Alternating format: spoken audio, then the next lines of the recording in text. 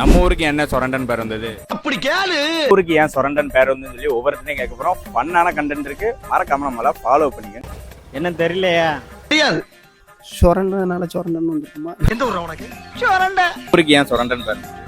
இது வரைக்கும் நமக்கு ஒன்றும் தெரியல, தெரிஞ்சா சொல்றேன். இது விட பெசலைட் ஒண்ணு இருக்கு. தெரியாது.